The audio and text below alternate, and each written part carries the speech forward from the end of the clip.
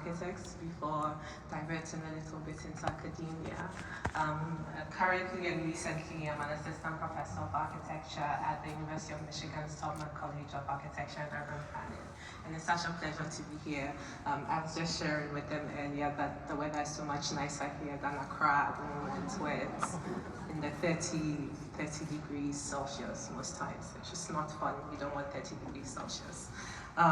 So just briefly, I talk a bit about our work at the Docomomo Accra chapter and my work as an architect and a historian of architecture and the politics of architecture and some of the things we're doing, speaking to some of the things that the Minister and Uta have pointed out so eloquently already. So generally there's this Africa-sized gap in our knowledge of architecture around the world.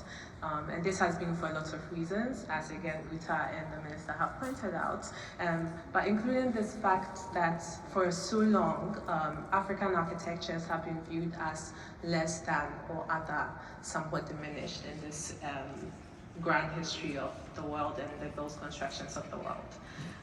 And my work and the work of the Docomomo Accra chapter is to address some of this.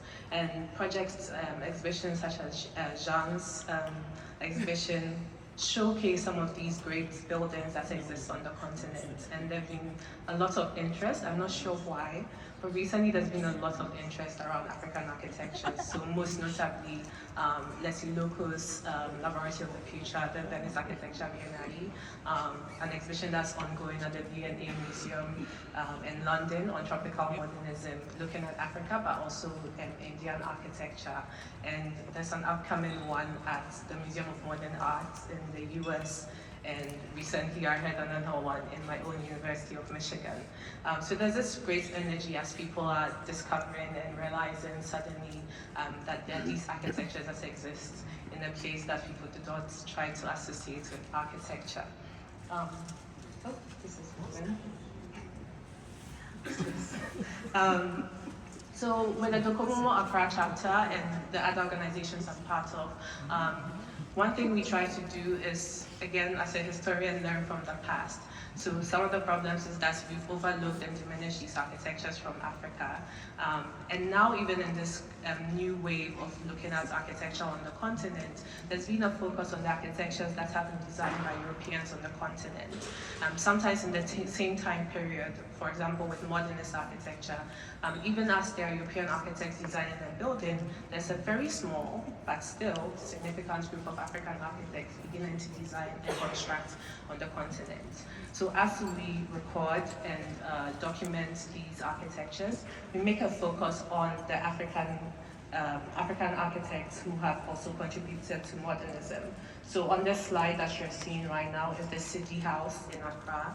It was designed by John Owusu-Addo, who was the first African to be a lecturer and later head of department at the nation's first school of architecture in Ghana. And he had his own take on modernist architecture. And when you look at the exteriors of his buildings, you can place it, it fits anywhere that there's modernist architecture. But in the inside, when you go, then you now see how he brings his own Ghanaian, Akan, he's from an ethnic group that's known as the Akan, and he brings this Akan sensibilities to his design.